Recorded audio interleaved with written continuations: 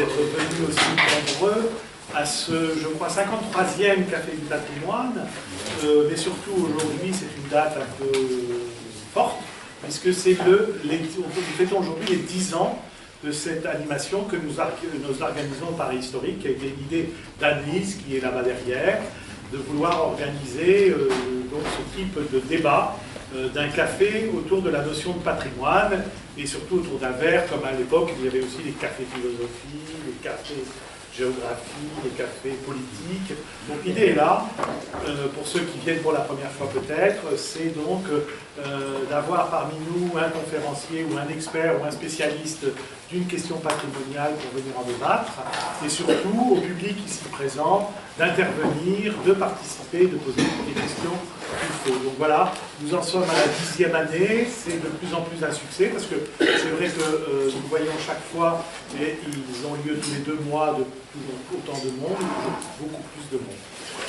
Donc, j'en profite aussi pour redire, puisque c'est quand même encore toujours très récent, que notre association Paris Historique a été reconnue à la fin de l'année 2015 d'utilité publique, donc c'est maintenant une association qui est passée peut-être à un autre niveau, et qui va nous permettre peut-être de communiquer sur un autre plan.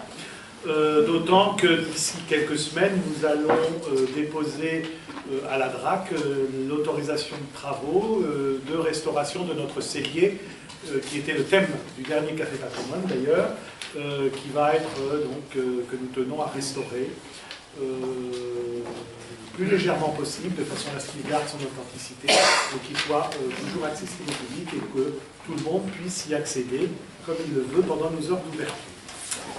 Voilà, alors donc le Café Patrimoine que nous organisons aujourd'hui sera donc animé par Isabelle Bacouche, qui est ici présente, qui est historienne, qui est directrice d'études à l'EHESS et qui va nous parler de ces fameux îlots insalubres. Alors le mot îlot insalubre est en général par expérience assez peu connu du grand public ou des gens qui aiment le patrimoine, parce que c'est quand même un mot, enfin un groupe de mots un peu vague. Par contre, un mot qui est beaucoup plus connu et qui en fait partie, c'est le fameux îlot 16. C'est vrai que quand on vient dans le Marais, ou quand on parle de sauvegarde du Marais ou du patrimoine, il n'est pas rare d'entendre parler de l'îlot 16, donc qui est un de ces fameux îlots insalubres dont va vous parler donc Isabelle. Il y en avait, si je ne me trompe pas, 17 dans Paris, et c'est le 16, donc le nôtre, et c'est pour ça qu'on va, après avoir présenté la destinée et la genèse de ces îlots, un petit peu plus rentrer dans le détail de cet îlot 16 qui est assez exemplaire puisqu'il est dans le Marais. Voilà, donc je vais laisser tout de suite la parole à Isabelle Bacouche et puis je vous inviterai ensuite à participer.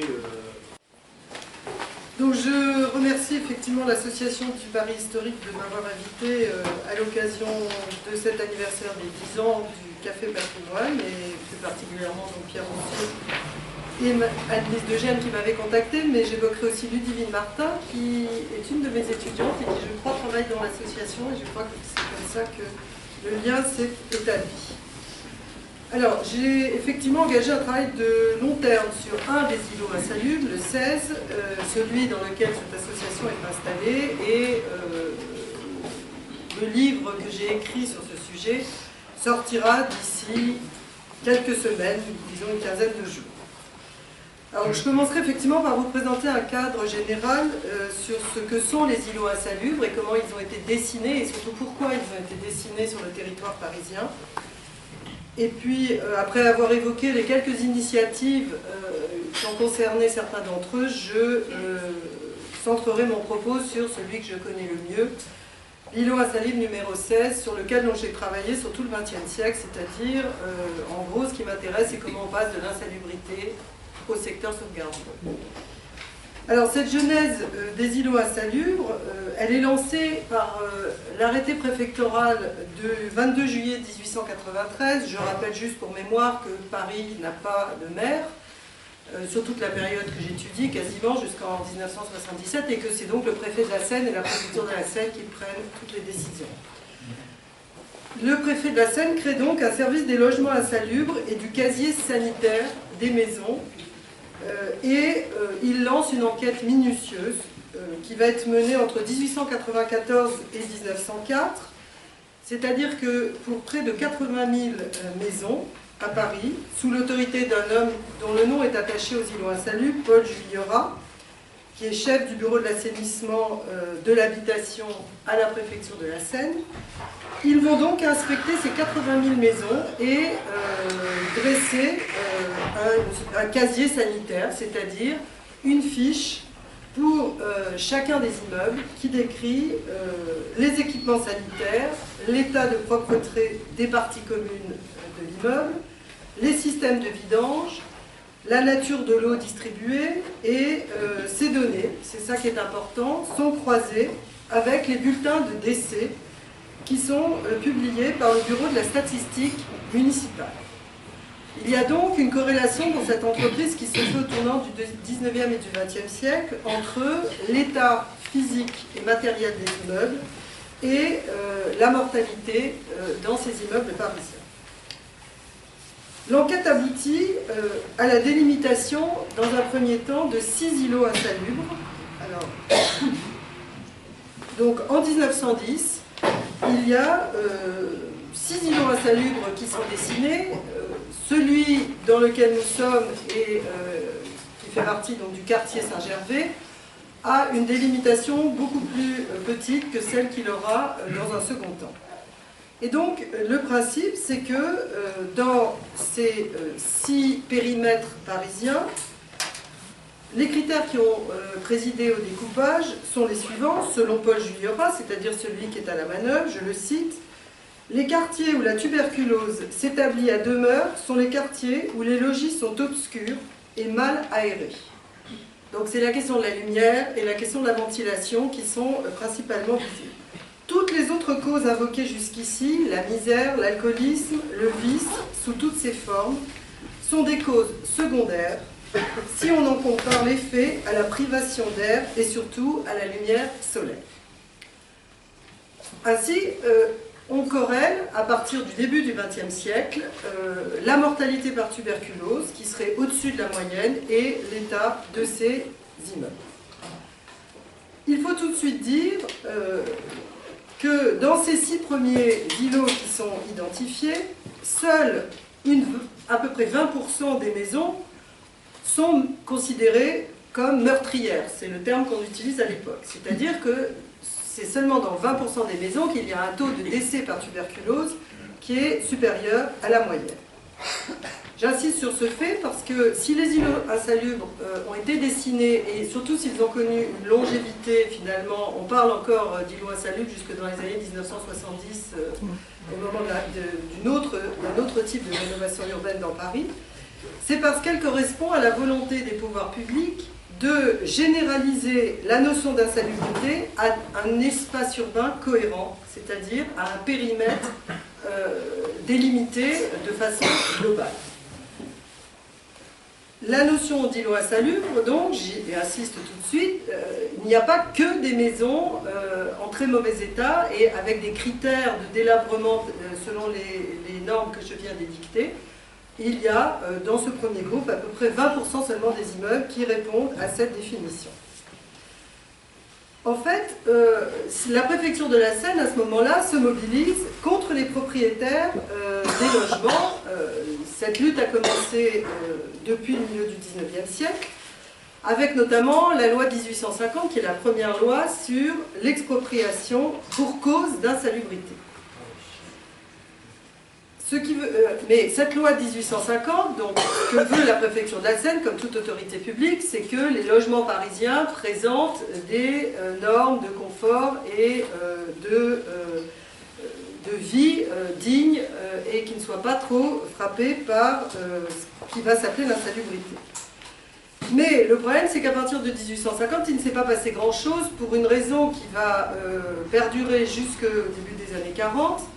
C'est qu'une fois que la puissance publique a exproprié, il faut évidemment indemniser le propriétaire. Et la question passe devant des jurys. Et dans ces jurys, les propriétaires étaient majoritairement représentés. Ce qui fait qu'en fait, les expropriations n'aboutissaient pas, ou elles étaient plutôt finalement reculées devant l'expropriation, parce que c'était beaucoup trop coûteux pour la puissance publique. Je précise aussi, je ne m'y appesantirai pas, qu'à partir des années 1870-1880, il y a un puissant mouvement hygiéniste en France et notamment à Paris, qui est porté à la fois par des médecins et des architectes, qui se sont mobilisés contre cette insalubrité des habitations. Alors, on va continuer à faire des statistiques entre 1910 et 1920, et on constate, là je vous ai donné deux exemples seulement, le quartier Saint-Méry, l'îlot numéro 1, c'est celui qui était sur le plateau qu'on a appelé longtemps plateau Beaubourg, puisque c'est là que le centre de Georges Pompidou ensuite a été construit. Entre 1906 et 1920, la mortalité diminue dans ces deux îlots. Et pourtant, le préfet de la Seine va entériner par un second texte le découpage d'un deuxième groupe d'îlots, et là on va passer aux 17 îlots insalubres qu'on connaît bien. Donc je ne sais pas si j'ai pris cette carte parce qu'elle est en rouge, donc on les voit assez bien. Je vais essayer avec la flèche, non ça ne marche pas. Donc là, vous avez donc ces 17 îlots insalubres, avec la Seine, je pense que vous arriverez à repérer le numéro 16.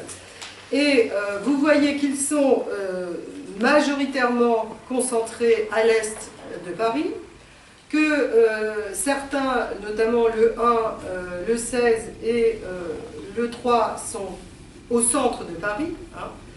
Et la législation qui va être prise, et donc qui fixe ces îlots insalubres, répond finalement à deux impératifs sur lesquels je voudrais insister. C'est pour pouvoir mettre en œuvre plus aisément l'expropriation, c'est-à-dire que le motif de l'insalubrité est un atout pour que l'administration puisse faire entendre raison aux propriétaires et pour obtenir surtout des indemnités moindres. C'est-à-dire qu'on considère, on va évaluer l'immeuble en prenant en compte tous ces facteurs d'insalubrité, et donc on déduit cela du coût de la propriété, ce qui permet effectivement de minorer les indemnités. Et puis la deuxième raison aussi de ce découpage des îlots insalubres, c'est qu'ils permettent de donner plus de visibilité à l'action de la préfecture de la Seine. Je m'explique, si on intervient sur des immeubles isolés sur le territoire parisien, c'est moins visible que si on explique, et là il y a un peu, on va dire, de la communication, même si à l'époque ce n'est pas les termes qu'on utilise, ça donne plus de visibilité à l'action de la préfecture de la Seine. Donc voilà, les îlots insalubres ont été dessinés par les pouvoirs publics qui étaient en charge de la capitale, et en 1920, ces îlots sont stabilisés. C'est le périmètre qu'ils vont conserver pendant tout le XXe siècle.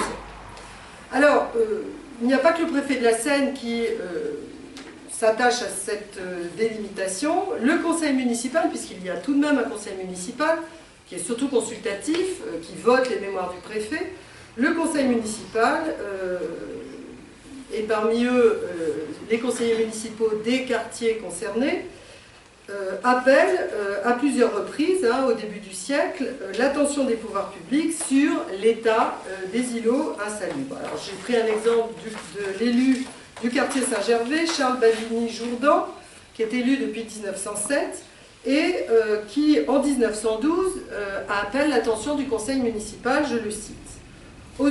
Donc il s'exprime, je cite, au sujet de mesures à prendre contre une certaine catégorie d'étrangers pour assurer la sécurité et l'hygiène du quartier Saint-Gervais. Comment sont-ils logés? Une personne quelconque vient louer un logement ou une boutique à la nuit tombante, il est rejoint par 15, 20 ou 30 individus. Ceux-ci vivent pêle-mêle dans des conditions hygiéniques lamentables. Il se constitue ainsi de véritables foyers d'épidémie. Donc ce qui va se cristalliser au début du siècle, c'est les critères d'insalubrité que je vous ai expliqués, c'est-à-dire le manque d'air et le manque de lumière, mais également l'entassement et la densité humaine, et la présence d'étrangers, en tout cas pour l'îlot 16, mais on trouve des descriptions pour d'autres îlots insalubres qui sont assez similaires. Alors, à partir du moment où ils sont dessinés, qu'est-ce que la puissance publique va pouvoir faire pour s'attaquer à ces îlots insalubres? L'idée étant qu'il faudrait les raser, hein, c'est quand même l'objectif, les raser et reconstruire. Au sortir de la Première Guerre mondiale, les difficultés financières et finalement les problèmes de logement, parce que on peut dire ce qu'on veut, mais raser un îlot insalubre, ça supprime un nombre d'immeubles assez conséquent et le problème, il est à la fois financier, mais il y a aussi un problème de relogement.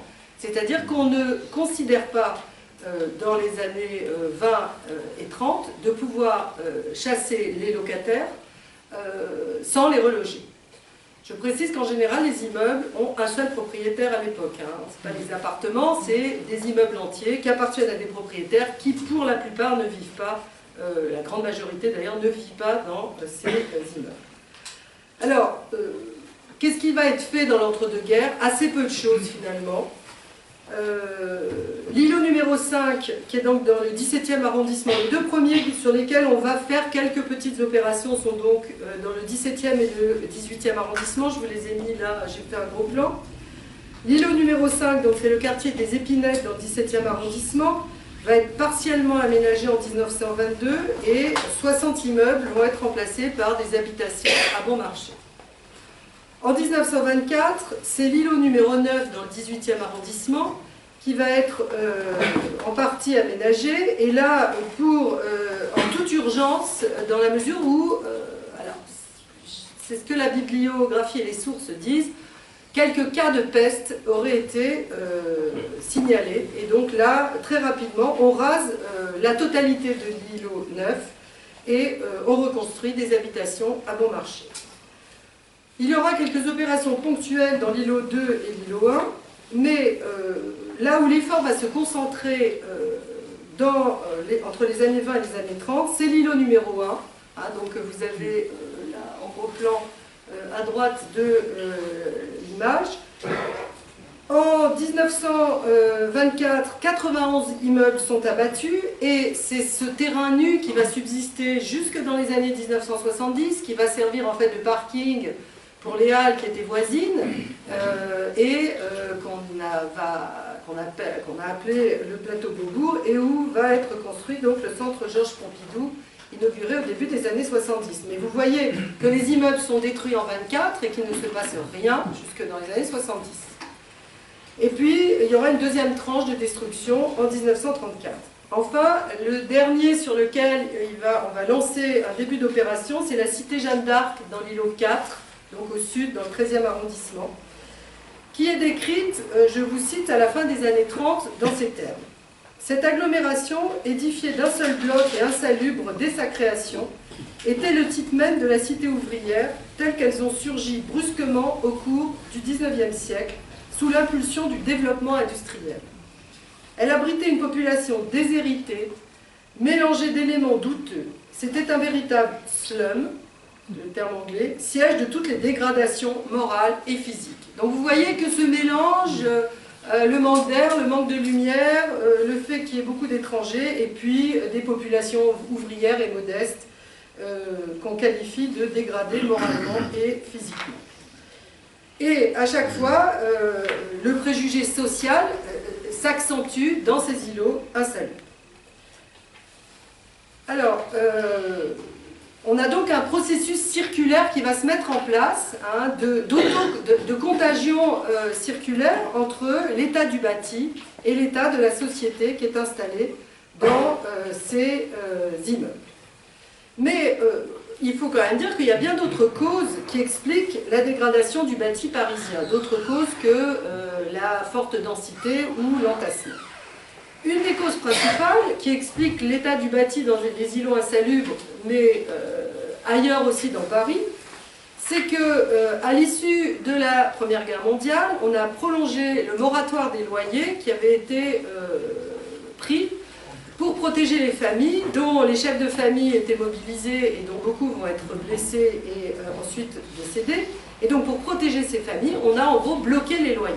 Donc ce qui va se passer dans l'entre-deux-guerres, c'est que finalement les propriétaires ne tirent pas beaucoup de revenus de leurs immeubles parisiens Et quand on ne tire pas de revenus d'un bien, ben, on a tendance à ne pas l'entretenir. Donc là aussi, si vous voulez, il y a une logique économique qui a abouti finalement à voir ce bâti se dégrader. Un bâti qui se dégrade n'attire pas des catégories sociales moyennes ou aisées, et donc là vous avez aussi une spirale finalement de l'appauvrissement de ces immeubles.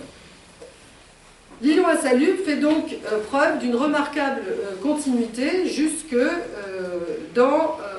la veille de la Seconde Guerre mondiale. Alors là, je vous ai mis quelques citations parce que à la fin des années 30 et au début des années 40, il y a quand même quelques voix qui s'élèvent pour contester cette focalisation des pouvoirs publics sur les îlots insalubres.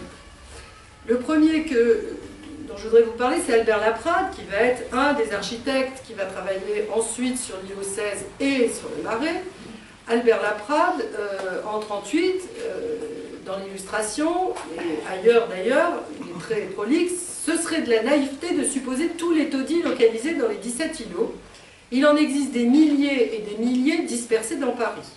Ceux-là, va-t-on les laisser accomplir leur œuvre de mort pendant encore un siècle? Donc c'est bien cette manière de circonscrire des périmètres particuliers que Laprade critique. Et puis en 1941 et en 1943, alors que l'opération urbaine a commencé dans l'îlot 16, Raymond Lécuyer, qui est critique d'art, est très critique à l'égard de la préfecture de la Seine, ce n'est qu'un extrait de son article. Un proverbe courait dans la France de jadis: lorsqu'on veut abattre son cheval, on dit qu'il a la mort. Aujourd'hui, quand on veut abattre un quartier, on le décrète îlot insalubre. Et puis enfin, la presse qui relaye en partie, pas toute la presse, hein, vous verrez qu'il y a des citations qui sont assez différentes. Je suis allé voir les immeubles en question, donc ceux de l'îlot 16. Je commence par dire que dans l'ensemble, je n'ai pas bien vu pourquoi ceux-ci ont été visés de préférence à des milliers d'autres. Mais à des milliers d'autres maisons parisiennes, souvent moins vieilles, mais plus malpropres ou plus lézardées et vraisemblablement insalubres. Alors, c'est un peu ces constats qui m'ont finalement déterminé à enquêter sur l'un de ces îlots insalubres, voyant que finalement on les avait délimités mais qu'il s'était passé assez peu de choses dans ces îlots, et puis voyant aussi qu'il y avait des gens qui doutaient quand même de cette insalubrité. Alors, j'ai donc jeté mon dévolu sur l'îlot 16, dans lequel nous sommes ce soir, celui qui est donc circonscrit par la Seine et la rue François-Miron et la rue Saint-Antoine, à l'ouest l'église Saint-Gervais et à l'est la rue Saint-Paul. C'est donc une enquête qui couvre tout le XXe siècle pour comprendre selon quel mécanisme un espace urbain se transforme, en l'occurrence un espace urbain qui a des propriétés forte, j'ai envie de dire, il est au centre de Paris, il est historiquement marqué par une histoire assez riche, avec l'implantation, enfin l'arrivée du roi, les demeures aristocratiques. Il y a donc un patrimoine urbain, c'est pas du tout le mot qu'on utilise hein, dans les sources que j'ai vues jusque dans les années 70, on parle assez peu de patrimoine. Mais c'est un îlot qui, parmi la série d'îlots insalubres, on va dire, a peut-être plus de propriétés que les îlots qui sont plus périphériques dans Paris. Alors, en plus, je dirais l'îlot insalubre, l'îlot numéro 16 est donc insalubre au même titre que les autres, mais il faut quand même que je précise, mais ça c'est, je pense évident, c'est que de 1 à 17, c'était une liste qui était décroissante du point de vue de la mortalité. C'est-à-dire que le plus mortifère, celui où la mortalité par tuberculose était la plus forte, c'était l'îlot numéro 1. Et puis ensuite le 2, le 3, le 4. Donc le 16 n'était finalement que l'avant-dernier dans cette liste noire, j'ai envie de dire, des quartiers parisiens. Et l'îlot 16 avait aussi la réputation, j'ai trouvé dans les sources, d'être un ghetto. Une réputation qu'on retrouve dans toutes sortes d'écrits, dans toutes sortes de jugements. Et vous voyez, je commence par Guy Perrier de Féral, qui est le secrétaire général de la préfecture de la Seine sous Vichy, et qui va être à la manœuvre pendant toute l'opération urbaine. Il reprend à son compte des descriptions qui existent depuis le début du XXe siècle hein, à propos de l'îlot 16. Il se présentait ces dernières années comme un quartier sordide, habité par une population très pauvre, en majorité israélite, émigrée de l'Europe orientale. De cette misère ressortaient de magnifiques édifices religieux. Et la presse relaye ses jugements sur l'îlot 16, notamment le journal Le Matin, qui est un journal très proche du pouvoir de Vichy. L'îlot, qui est sans conteste le plus insalubre, le plus répugnant de Paris, va disparaître. Je rappelle quand même que c'est le numéro 16. Alors bon, j'ai pas le temps de rentrer dans les détails, mais de fait, l'îlot 16 va être priorisé. Il s'agit du ghetto situé dans le 4e arrondissement, entre l'Hôtel de Ville et la Bastille, la Seine et la rue de Rivoli.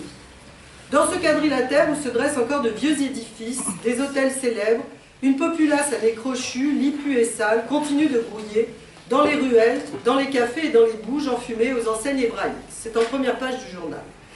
C'est sur Gallica, on peut tout à fait trouver ces sources facilement. Et encore en 1944, le même journal annonce que le préfet Charles Magny, qui est donc en poste de 40 à 42 et qui avait donc lancé l'opération, et que son successeur, René Bouffé, qui quittera le pouvoir en août 1944, déclare qu'il poursuivra sans désemparer l'assainissement de ce coin de Paris, devenu un ghetto, et que nombreuses sont les protestations.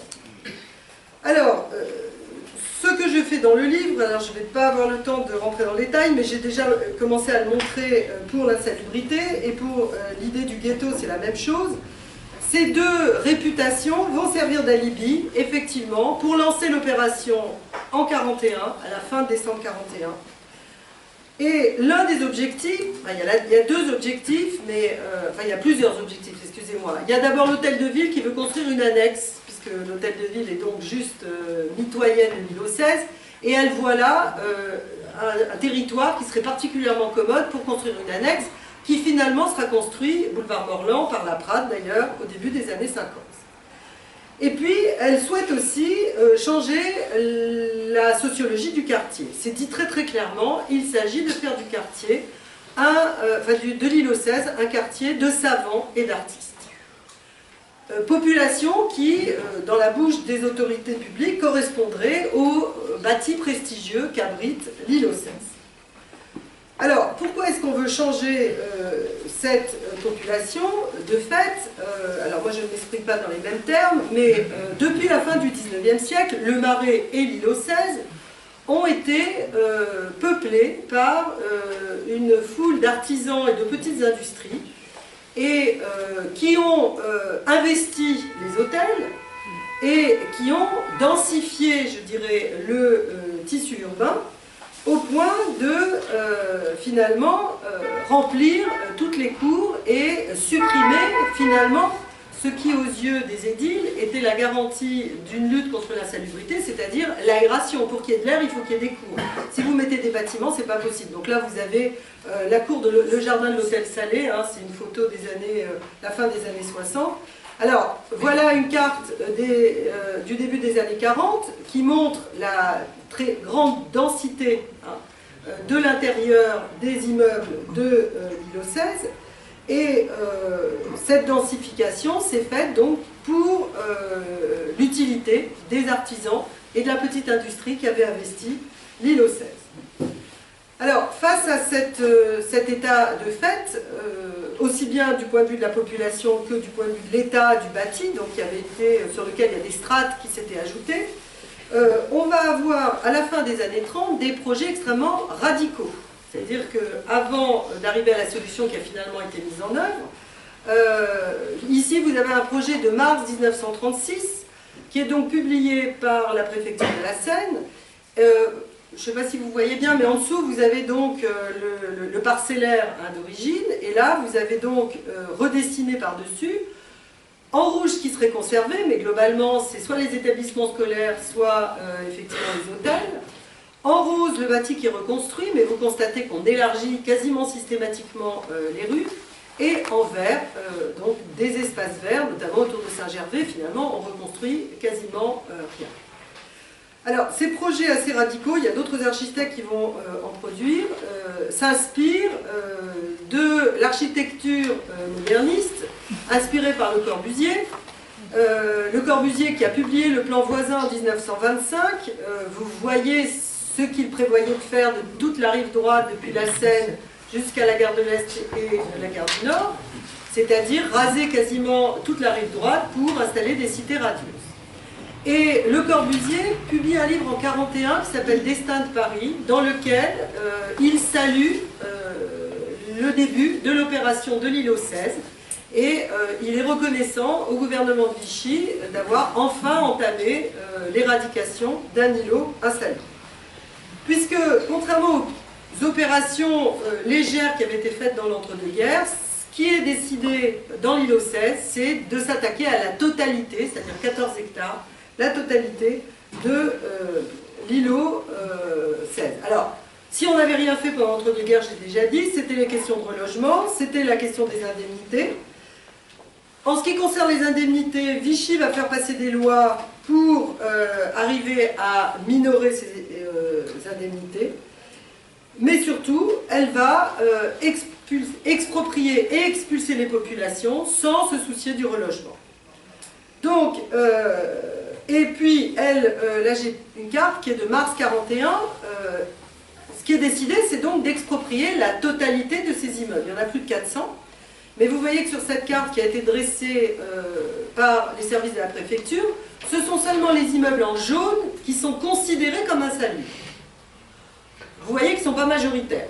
Par contre, si, je ne sais pas, vous ne devez pas arriver à la lire, mais le marron, voilà la légende, immeuble dont la suppression doit être envisagée. Donc vous voyez comment on essaye de tricher pour arriver à mettre la main sur la totalité de l'îlot 16.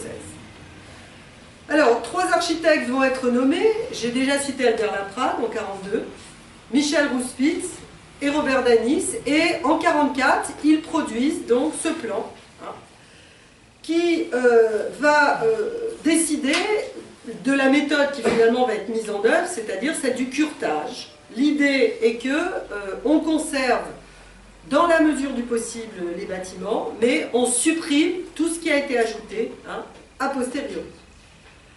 Alors, la première ordonnance d'expropriation est lancée en décembre 1941 et à peu près tous les mois, il y a un petit groupe d'immeubles qui est exproprié.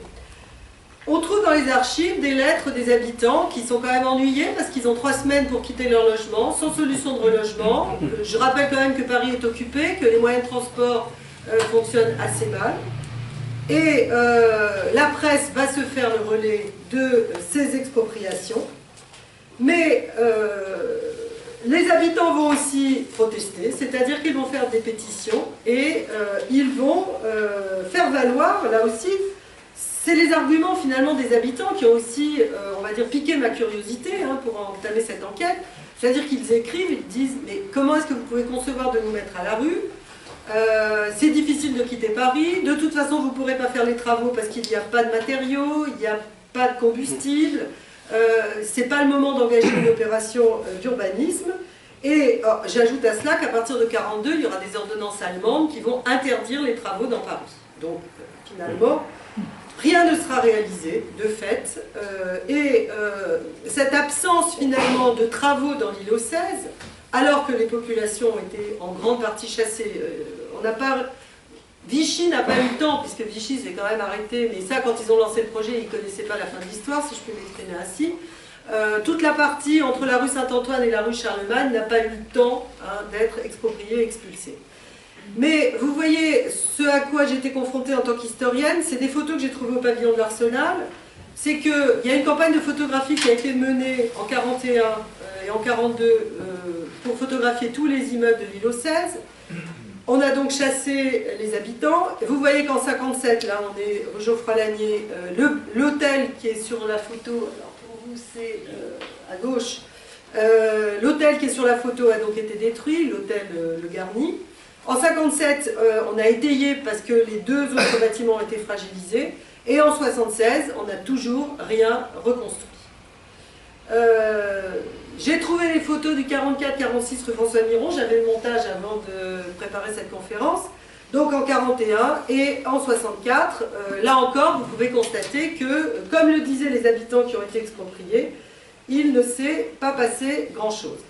Et d'ailleurs, une note d'Albert Laprade qui a continué à travailler sur le Marais de juin 61, fait donc ce plan de la maison dans laquelle on est installé, où il plaide effectivement, alors le 38-40 ont déjà été démolis, pour qu'on commence effectivement à lancer les travaux.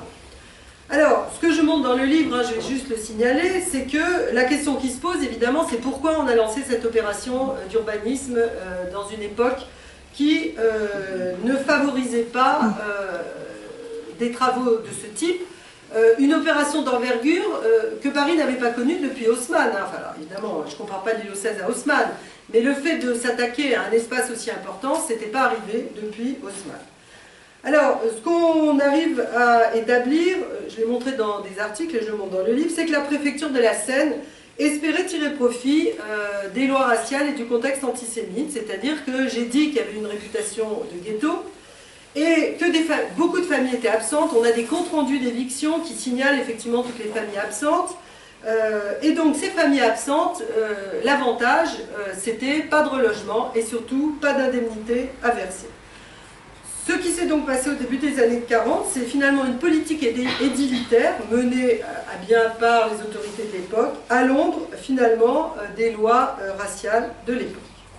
Alors, que s'est-il passé au sortir de la guerre? Je finirai par cela. Au sortir de la guerre, les problèmes de logement sont terribles, ils ont toujours été terribles au XXe siècle à Paris, mais là, il y a en plus des sinistrés de la région parisienne, des sinistrés du quartier aussi, et on va réinstaller ces gens dans les immeubles, qui sont donc en grande partie devenus la propriété de la ville, mais ces locataires sont réinstallés avec un statut précaire, c'est-à-dire qu'on ne leur signe pas un bail, ils payent une redevance d'occupation précaire, et théoriquement, ils n'ont pas droit à des indemnités ou au relogement si ils étaient amenés à être expulsés. Mais l'îlot 16 va aussi très rapidement abriter de nombreuses personnalités politiques, que ce soit des membres de la préfecture de la Seine, et des préfets d'ailleurs, des élus du conseil municipal, et même un ministre de la reconstruction, puisque Jeanne Claudius Petit emménagera en 1953 rue des Barres. C'est Laprade qui lui aménage l'appartement au 15-17 rue des Barres. Donc, ce qu'on voit dans les années 50-60, c'est un basculement très progressif vers la requalification donc, de cet espace urbain, avec quand même des décalages, c'est-à-dire que quand Claudius Petit s'installe au début des années 50, vous avez quand même encore beaucoup d'immeubles, je vous ai montré les photos, qui sont quasiment en ruine, sans compter que je ne l'ai pas dit, mais le fait d'avoir chassé les habitants, ça a aggravé finalement le dépérissement des immeubles. Alors, la loi sur les secteurs sauvegardés donc, est adoptée en 1962 et l'îlot 16 entre et fait partie, donc une photo d'assez mauvaise qualité du secteur sauvegardé, c'est donc le sud du secteur sauvegardé du Marais. Et il est très clair que dans les dossiers de la préfecture de la Seine, le fait de faire entrer l'îlot insalubre dans le secteur sauvegardé, c'est aussi un moyen de se soulager, le fardeau qui est devenu l'îlot 16. Parce que la ville doit entretenir ses immeubles, elle a des locataires qui demandent quand même le minimum, même si j'ai quelques exemples, je trace quelques exemples dans le livre, de familles qui vivent dans des conditions, y compris jusque dans les années 60, assez terribles. Et donc finalement, la perspective du secteur sauvegardé semble une bonne occasion d'enfin faire les travaux dans l'îlot 16. Alors, le secteur sauvegardé va se mettre en place, surtout l'élaboration du plan de sauvegarde, qui a mis presque 30 ans à s'élaborer, va se faire très progressivement. Les habitants qui avaient été, pour certains qui avaient subsisté depuis les années 40, et puis peut-être même avant, pour ceux qui avaient été réinstallés, les habitants qui sont menacés parfois d'expulsion vont se mobiliser pour ne pas être chassés et pour être relogés sur place, notamment ici l'intercomité du Marais qui a fédéré plusieurs comités au moment où Adrien Mag veut installer donc une annexe de sa fondation dans l'îlot Beauvais, c'est-à-dire celui qui est délimité par la rue François Miron, la rue de Jouy et la rue de Courcy. Et donc au milieu des années 70, il va y avoir une mobilisation assez importante. Les habitants vont obtenir d'avoir un bail, en bonne et due forme, et d'être pour la plupart relogés. Et donc finalement, je retrouve un peu la même mobilisation que dans les années 40, sauf que dans les années 40, elle a assez peu porté, alors que là, on est quand même dans les années 70, des habitants qui arrivent à avoir gain de cause. Et puis, il y a une autre bataille qui va s'engager, c'est au moment de l'élaboration du plan de sauvegarde. J'ai donc dit qu'on a décidé du curetage, quand on élabore, là vous avez la légende du plan de sauvegarde et de mise en valeur, qui est un document d'urbanisme. Ce qui est décidé, c'est de faire figurer en jaune, je lis la légende, ce sont les immeubles dont la démolition pourra être imposée à des fins de mise en valeur ou en raison de leur vétusté, c'est-à-dire à peu près tout ce qui était hangars et locaux qui abritaient des activités artisanales ou industrielles. Or, en mars 77, Paris retrouve un maire, qu'elle n'avait plus depuis Jules Ferry en 71, et Jacques Chirac, premier maire de Paris donc du XXe siècle, va se mobiliser au moment de l'élaboration de cette légende, et il va tenter de défendre les activités. Et on va inventer finalement, pour le plan de sauvegarde du Marais, une nouvelle légende, c'est-à-dire le orange, c'est-à-dire des curetages suspensifs. Un curetage suspensif, je cite, c'est un immeuble dont la démolition pourra être imposée, sauf en cas de maintien des activités industrielles, artisanales ou commerciales. Donc la préoccupation du maire qui venait d'être élu, c'était effectivement de mettre en œuvre le secteur sauvegardé, mais c'était aussi de ménager finalement toutes les activités qui étaient installées dans le Marais, et pas seulement dans l'île aux Cèzes. Alors, je conclurai simplement en redisant que pour moi l'île aux Cèzes, donc l'îlot insalubre numéro 16, a été un magnifique terrain d'enquête, d'une enquête historienne sur la transformation de Paris. J'ai pas eu le temps d'évoquer, mais tous ces débats, les idées de Le Corbusier, tous ceux qui vont se mobiliser effectivement pour faire advenir la solution du curetage et pour la préservation donc, du Paris ancien. Mais dans le livre, j'insiste aussi, et c'est un peu ma démarche, je m'intéresse aux habitants, aux commerçants, aux associations, à toutes les mobilisations qui se sont faites aussi bien pour sauver les bâtiments, que pour maintenir une population modeste, en sachant que parfois les compromis n'étaient pas toujours évidents. J'observe aussi dans ce livre, et grâce finalement à ce terrain d'enquête, le rôle de l'administration de la préfecture de la Seine. C'est un sujet assez peu connu, en tout cas pour la période de Vichy. Je décris effectivement des fonctionnaires assez zélés, mais je montre aussi des batailles au sein du conseil municipal, alors ça c'est plutôt dans les années 50-60, notamment autour de la construction de la Cité internationale des arts, qui est donc sur le quai de l'Hôtel de Ville, près du pavillon, près du métro Pont-Marie, qui a été donc actée dans les années 50 et construite, achevée dans les années 60. Et par exemple, autour de la question de savoir s'il fallait aménager ou pas ce grand bâtiment pour abriter donc des artistes en résidence, des artistes étrangers en résidence à Paris, le RPF porte le projet, c'est-à-dire le parti gaulliste, le frère de Gaulle dirige le conseil municipal dans les années 50, donc c'est un projet vraiment qui est porté par les élus RPF, et les élus communistes, ça, on lit ça dans les comptes rendus du conseil municipal, trouvent que ce n'est pas une bonne solution. Ils trouvent qu'on devrait mettre plutôt les artistes dans tous les immeubles, c'est-à-dire ils trouvent qu'on devrait faire de tout le quartier finalement un gigantesque endroit où les artistes seraient accueillis, et ils sont pour un mélange entre les artistes et les populations. Alors, sur les îlots insalubres en général, j'ai tenté de montrer trop vite que ça a été de véritables objets d'une politique publique pendant tout le XXe siècle. Ça a donné de la visibilité à l'action préfectorale face au problème du logement, qui était, on en parle beaucoup aujourd'hui, mais c'était déjà un grave problème à Paris.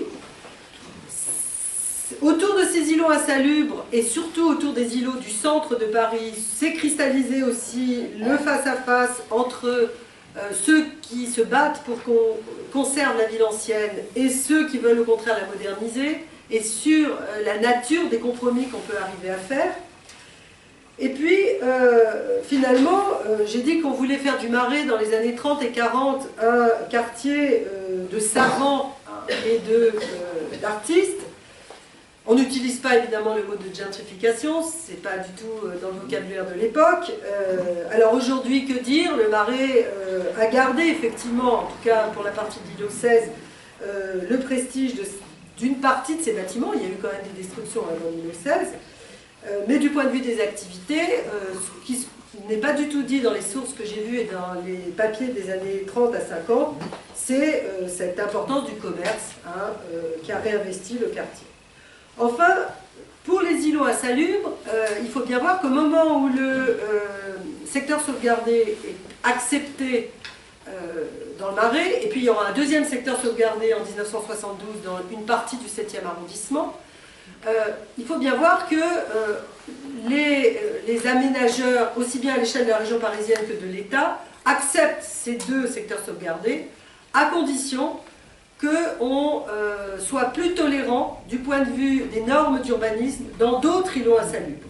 Et c'est pour ça que si vous regardez par exemple Belleville ou certaines portions de l'îlot 11 ou l'îlot 20 qui sont à Belleville ou dans le 20e arrondissement, là vous allez avoir une rénovation qui va se faire dans les années 60-70, une rénovation qui va se faire avec des immeubles modernes qui sont parfois assez hauts et qui dépassent certaines normes, c'est-à-dire qu'en fait il y a eu un phénomène de compensation à l'échelle de ces 17, et le quartier Plaisance aussi que je n'ai pas cité, mais qui a été un des derniers, donc dans le 14e arrondissement, à être rénové. Vous voyez qu'il y a eu une sorte de donnant-donnant. On vous laisse protéger une partie de Paris, mais en échange, il y a des sociétés d'économie mixte, des sociétés immobilières qui doivent rentabiliser les opérations. On a laissé faire un urbanisme un peu différent, si bien que c'est souvent ce que je dis, aujourd'hui les îlots insalubres, on les voit toujours quasiment dans le paysage parisien, en tout cas pour ceux qui ont été rénovés dans les années 60 et 70.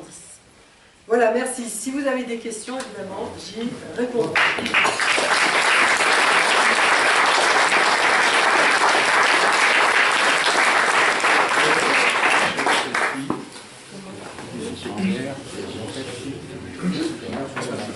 S'il vous plaît, y a-t-il eu un texte, un décret, comme quoi, par exemple, l'îlot 16 n'était plus insalubre?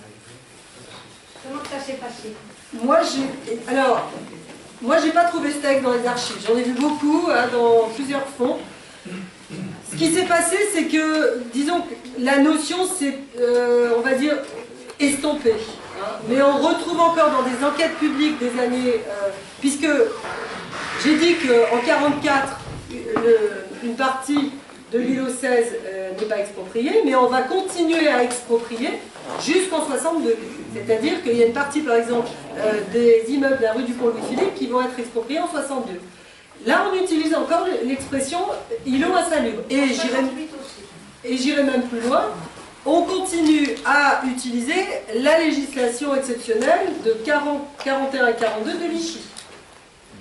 C'est-à-dire que ces lois sont encore invoquées dans des textes qui sont largement postérieurs. Pourtant, il y a eu une ordonnance le 9 septembre 1944 qui a aboli évidemment les textes les plus terribles de Vichy, c'est-à-dire les lois raciales, sur l'arianisation, sur le port de l'étoile jaune. Mais finalement, ces lois d'urbanisme, les codes et la législation, c'est quelque chose d'énorme.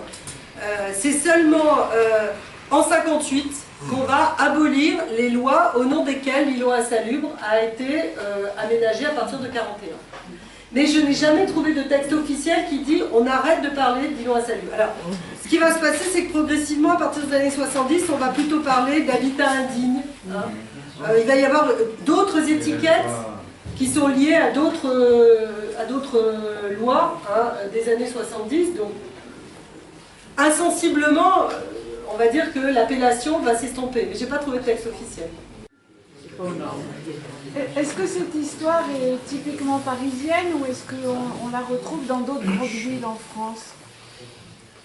Alors, déjà, j'ai pas dit, mais j'ai mis 10 ans à faire cette enquête sur l'îlot 16. Bon, je faisais autre chose, j'ai écrit un autre livre sur les abords des monuments historiques entre-temps. Ce qui est sûr, c'est qu'il y a une réflexion sur l'insalubrité et les îlots insalubres à l'échelle même européenne. C'est-à-dire qu'il y a des congrès qui réunissent tous ces milieux hygiénistes, il y a une effervescence dans l'entre-deux-guerres. On veut mieux loger les populations modestes, on veut... J'ai pas fait d'enquête dans d'autres villes de France, mais je pense qu'évidemment... Alors je ne sais pas s'il y a eu une délimitation aussi stricte avec des arrêtés soit municipaux, soit... En tout cas, dans la bibliographie que j'ai vue, je n'ai pas vu d'enquête similaire. Oui. Moi, je peux vous le dire que ce phénomène-là, on l'a trouvé à Mantes-la-Jolie. Où il y a aussi, en 1941, si je me souviens bien, une délimitation d'îlots insalubres. Mais j'aurais voulu savoir si on le trouvait aussi ailleurs. Et là, c'est la guerre qui a... Là, c'est en 41 qui délimite. En 41, les îlots sont déclarés insalubres. Et les bombardements de 44 font que les îlots insalubres ont été détruits. Alors, vous me parlez de 41 et de Mantes-la-Jolie. Il faut aussi bien voir que Vichy avait un grand projet de modernisation. C'est-à-dire que c'est ce que je montre au début du livre. Hein, d'abord, on revient sur la question des îlots insalubres pour résorber le chômage. Parce qu'on prévoit le retour des prisonniers après la Grande Guerre, l'armistice. Et on se dit, il va falloir trouver du boulot à tous ces hommes qui vont revenir. Donc les îlots insalubres, c'est des chantiers qui sont à portée de main et dont on parle depuis très longtemps. Et puis il va y avoir toutes sortes de comités d'urbanisme, de plans qui vont être faits, de financement d'ailleurs. J'ai pas dit qu'en même temps que l'îlot insalubre, numéro 16, dans la plupart des lois, il y a à la fois l'îlot insalubre numéro 16 et la zone. Alors la zone, c'est cette zone non edificandi qui est au-delà des fortifications qui ont été donc rasées et remplacées par les HBM dans l'entre-deux-guerres, mais cette bande de 250 mètres autour de Paris qui abrite toutes sortes d'activités et en partie des baraques, mais pas seulement, eh bien, Vichy va aussi décider d'y faire des travaux. Donc, en fait, voilà, ils entament aussi des choses, et ça ne m'étonne pas qu'à Mantes-la-Jolie, il y ait des textes qui délimitent. Mais bon, peut-être que maintenant j'ai fini là, je vais avoir un peu plus de temps. Mais en tout cas, quand je tape insalubre ou insalubrité dans des catalogues de bibliothèques, j'ai jamais trouvé de travail équivalent sur même d'autres grandes villes. Mais je pense que... À Lyon. Oui, à Lyon, à Bordeaux, à mon avis. Mais voilà, d'un point de vue réglementaire, je ne sais pas vraiment comment ça avait pu se passer. Est-ce que c'était une caractéristique parisienne que de délimiter ces périmètres de façon très précise? Il faudra continuer d'enquêter. Du point de vue... Petite question, dans ces discours hygiénistes que vous avez repérés au tournant du XXe siècle, est-ce qu'il y a de référence justement à Haussmann, à la volonté de moderniser la ville? Est-ce qu'on utilise justement le passé urbanistique, les politiques urbanistes pour justement les justifier? C'est-à-dire que ce que disent l'objectif quand même des discours hygiénistes, c'est il faut à partir du moment où on a des limites, enfin on est arrivé avec toute cette statistique, la mortalité par tuberculose, l'idée c'était quand même de raser la totalité des îlots. Alors c'est vrai que, mais finalement c'est un mode opératoire qui est totalement différent de celui d'Haussmann, parce que Haussmann il a fait des percées, il n'a pas respecté effectivement le parcellaire. Et d'ailleurs, une des conséquences, et Florence Bourillon l'a bien montré, une des conséquences des percées, c'est que finalement les gens qui ont été chassés de là où ils habitaient, ils se sont réfugiés juste derrière les percées, ce qui a effectivement surdensifié l'habitat qui avait subsisté. Alors qu'avec les îlots insalubres, ce qui est introduit, c'est un urbanisme de zone, je veux dire, ce qui va être ensuite les zones d'urbanisation qui vont être délimitées. Ouais. Donc c'est aussi radical, enfin, l'objectif était aussi radical, et il y a effectivement des îlots insalubres, où ça a été dans le 11e arrondissement et le 20e arrondissement, ça a été quand même assez radical. C'est la rénovation bulldozer des années 60-70. Mais la référence à Haussmann, non, je la trouve, je ne l'ai pas vue, pas beaucoup. Non, non.